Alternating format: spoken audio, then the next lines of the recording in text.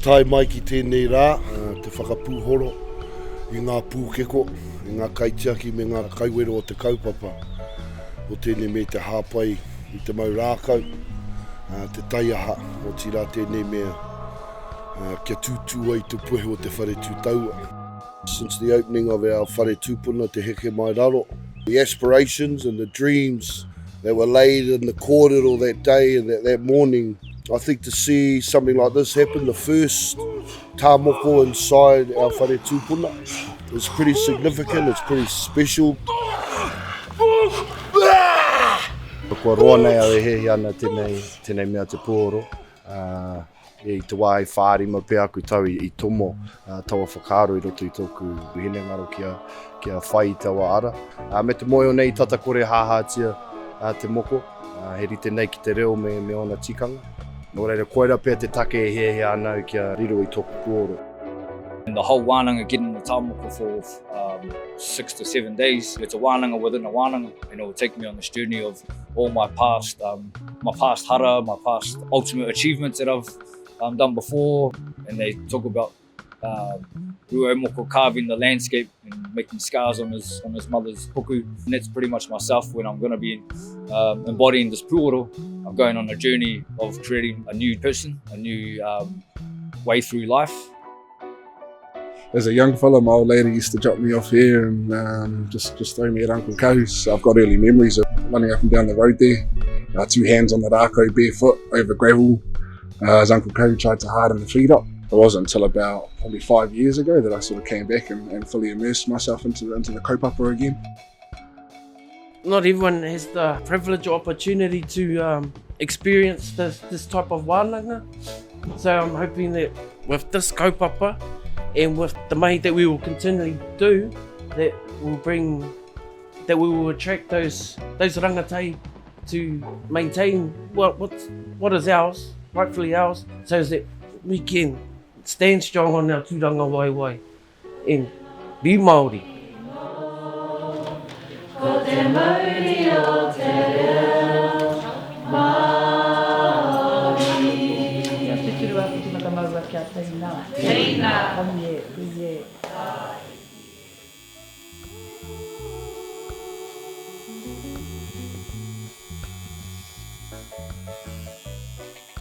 Yeah, very, very excited, and just to see the whakakotahi mai, the full endorsement from our marae committee, so I've got to acknowledge my uncles and my aunties and the marae committee, and of course our hapuri here at Hongoeka. So I'd like to think that it would be good to have more of the tāmoko out there, especially in the pūhoro and the space of ceremony and all the kōrero that's related to that. It's a sort of coming of age as a young man in a traditional Māori context, and so to sort of have the ability, the opportunity and the privilege to sort of recreate that for our next generation, I think is awesome. I te wā i rongo au ka tūki ki Hongoeka, i wānganui o ku tūpuna, o ku mātua o ku tūpuna. I tino tau te ā mai, me te mōhio nei kei te kata te pō ki tā tātou mahi.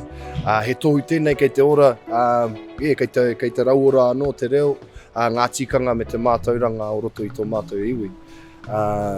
Kua roa nei tātou e pēhia i ngā tikanga, ngā pūnaha o te Pākehā. Engari, ko tēnei kaupapa, he momo wairua pai, he wairua aki a tātou kia whai e nei tikanga a kui mā koroma. They've done the yards themselves. They've gone out there with what they learned through their mau rākau, through the Hokowhitu Toopu. They've represented our people. The first line of defence. That's my expectations from here on through. Now, kuia tētahi kōrero, I rongo hoki au, I au e kurāna. When I was at college, we had I suppose, privilege to have some good kaiako, like irirangi te aki awa, o te arawa, e tohunga ki te mau rākau. And I was a 13-year-old, and something he said still sticks with me today and holds valid. Mehe me Kaiako e te mauri o tūmatauenga, kauea ki tōna taumata. You know, for me, for want of a better battlefield, you know, we had a lot of battles, but the best ones was, you know, getting out on that rugby league field and banging up the body up there. All that stuff, I just did it for years for want of a better battlefield. I sort of think of the second principal of Te Kairangi, who wrote that manuscript, Te Takapuahi, in 1881. Ka kōrero ia, kia whakarite ai ngā kaupapa e tikana I runga I te marae, mo te iwi, kia noho mai a Ngāti Toa Rangatira ki tēnei ao. And I just think that with guidance from our ancestors, and it just makes us feel that we're on the right track, that it's positive. We now have some succession in this kaupapa, and you know, to sort of really highlight tērā tino kōrero tainui o te iwi Māori he kāka noa haui ruiruia mai rangi ātea. The realistic thing for me was that rite of passage sort of thing for me. You know, there's something more than just, like today, this mātauranga for mātauranga's sake. Where does it go? It goes on a computer, goes in a room and whatever, but we need to be more practical in our approach. You know, like these boys here, they jump in, they grab the rākau, they get out there, and they also can tautoko the kaupapa of our people. They've got their journey ahead of them where it takes them. Yeah, pride. Pride, I think, is probably the overwhelming sort of word that comes to mind. You know, whakahoki mai e nei momo, mā taurangi nei momo mahi, ki te hāpuri nei, ki te pānei.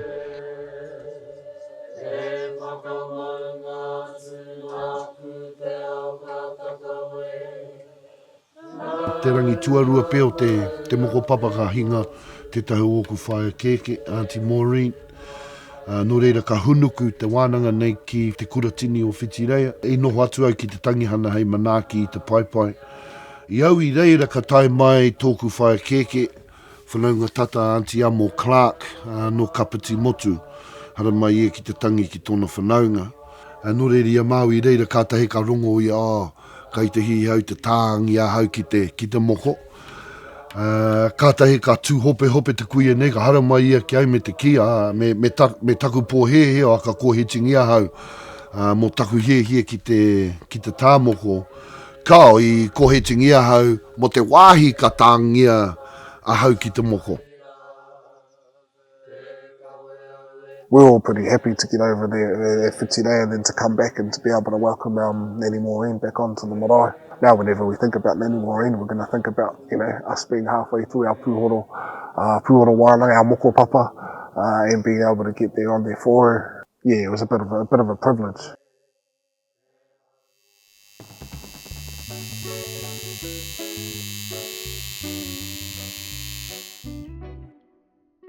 Back on the table, I remember just lying there and pretty much not wanting to show the other boys any pain, and kind of felt like I was like having a bit of a holiday, having a sunbathe, enjoying it, and then a bit of a whakataitai amongst the boys. But every time I kept thinking that it was sore, it actually added to the pain. So I just had to surrender to it and just embrace it and just know that it was going to be worth it.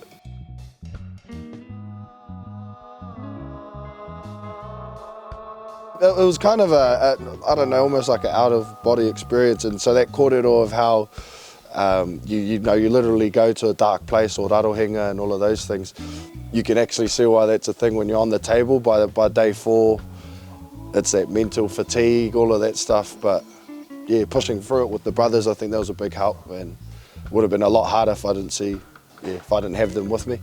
Because when you're feeling sore, then you know the other brother will pick you up, and then when they're sort of in a dark place where you can help them. Well, Uncle Hep's got a pretty sort of pretty toe and a bit of a ngākau nui, eh? So when he's sitting there in the middle and he's spouting off whakapapa or karakia, it sort of helps you just figure that out for yourself, you know, in terms of being well settled. And then Uncle Kahu, he's just our wake.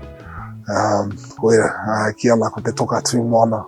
You know, he's just that constant sort of booming voice is always reassuring, making sure that everything that was happening around us was tika. Yeah, Uncle Het blew me away that whole time. I mean, just all the, on top of all the waiata, I felt like that was a real big mauri, you know, when you're real down and then you're hearing Heoranga. It was bringing back memories from when I was a kid, and just all the times that I've had to do that haka and kamate. It was sort of giving me strength, just reflecting on a lot of memories through those kupu, through those kōrero from our tūpuna. You know, this, like I explained to them afterwards, there's from Kawhi to all the way around, there's all our connections in that pātere. Actually naming some of the crew on the Tainui waka. And then many of the events in our history. I just felt it appealing. Taku koha tērā ki a rātou. So yeah, that's my thing for them all, is be steadfast in our Ngāti Toa Rangatira tanga. Whawhai te whawhai pai.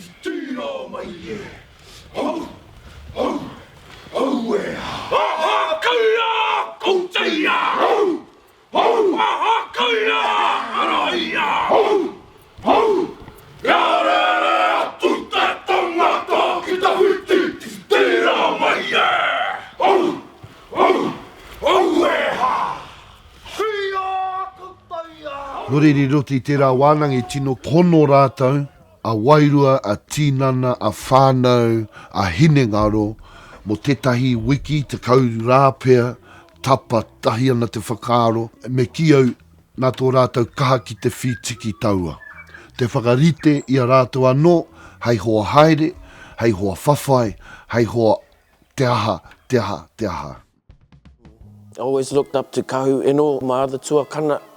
He's continued to uphold this wānanga of ours, and I thought it's only right that he receives some sort of recognition, and I thought, well, that recognition would be in the form of Mataora. So yeah, putting the tono out, I had to step off the table and allow Kahu to take up the table. My dad, he was going to get his on Kapiti on Saturday, so there was a bit of a time pressure there. Kind of had to push, I think we did like a 15-hour lag.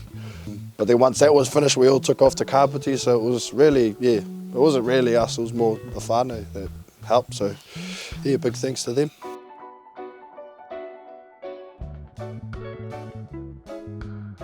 He mea nui te hara mai ki tētahi. He hari te mea wāhi tapu, engari he wāhi kei reira etahi kōrero au tāia o te iwi, etahi kōrero whakaharahara nei I te mahi kaha I te ringa kaha o ngā tūpuna heke mai I kāwhia. E ki ana ki te kawe tikanga hei oranga mō ngā uri whakaheke. Nō reira, he mea nui ki au te hara mai ki ngā wāhi e hāngai puana ki a koe anō. What better way to finish a kaupapa than on Kapiti, eh? You know, when you think about all the historical events that have happened, the Battle of Whakapaitai, Waihorua, the Māori and the Wairua of the place, you feel that as well, you know, having the manu, the kāka, ngā tuakana, e ki ana te kōrero, he rā momo manu. You know, nā te piki kōtuku te kōrero ne, ko te moko he taonga nei, kua āhua ngaro. Engari I roto I te 23 tekau tau, ko tātou, ko kite ai tātou I te oranga tonutanga o te tāmoko, o ngā tikanga tāmoko. Me te mōhio nei, he mahi tapu, he hari te mahi poka noa, me whai whakaaro. E tahi wā ki au nei, nō kua ke whakaaro, he hari te mea mau te tāmoko e kōwhiri. Engari ma te tāmoko ke koe e kōwhiri. Korere ko tata ko whakaatirangi ka moe nei hoturoa. Te tangata o tēnā waka o Tainui. Ko hotu hope ko tima tapu ko mō tai tangata rau. Ko ue tapu nui ka raka mama ko kakati ko tuhi anga ko pautama ko mako. Ai hapu takai ki ko And the song keep singing like they know the sky.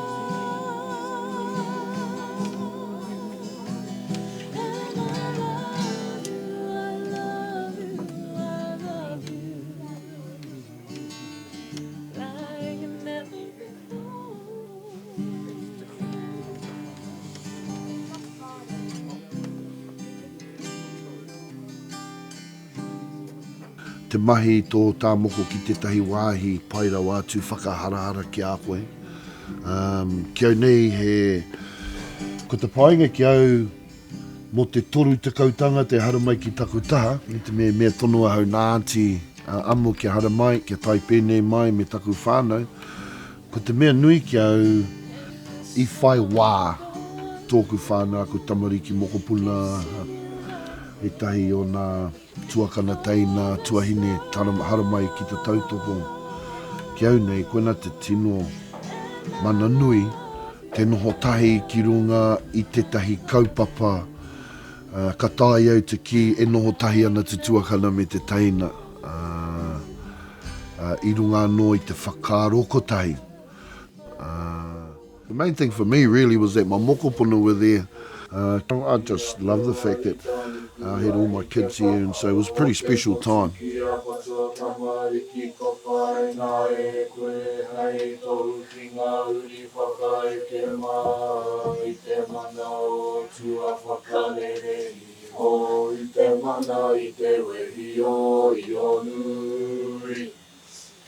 Mai e kapiti te kāne wānanga o ia o te nui o te weri o te toa whakakaupapa i te noho tāri.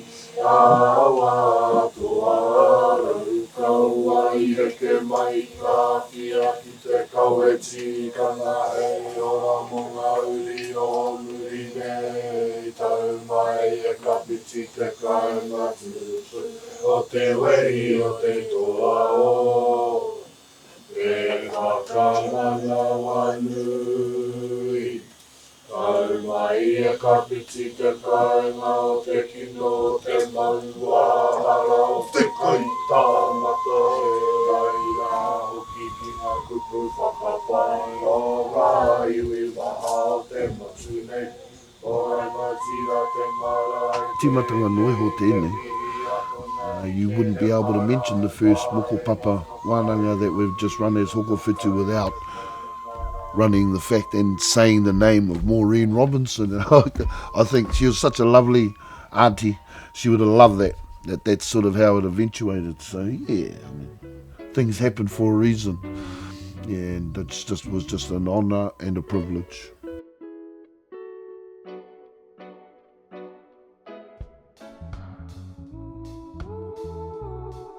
We start our morning with mihi mihi. We're just practicing our whai kōrero.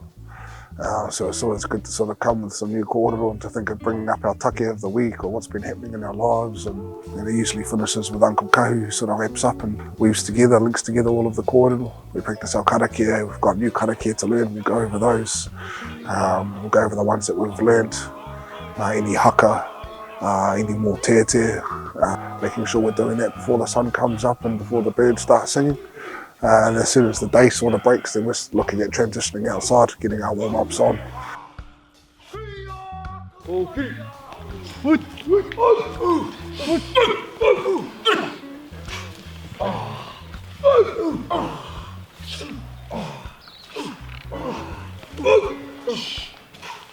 So yeah, the pūhoro on the waka is the front pattern of the waka by the haumi, and it represents voyaging through the ocean and people that are going to come into the waka and what journey you're going to carry them on, and or what they're going to add to your journey as well, and then taking it into your life and share it to others. I feel stronger, yeah, knowing the kōrero of my pūhoro, knowing that it hāngas to our whare Te Heke Mai Raro. Yeah, it's from, instead of it being in the inside, I feel like it's more, it goes wherever I go now and it's projected onto my tinana. Yeah, it just motivates me to keep going with this kaupapa and then just to watch it all grow and how different people come for different reasons. So my thing is to our rangatei and all of that, just find your reason, why you want to do your culture and stuff, and yeah, we're always here to support you.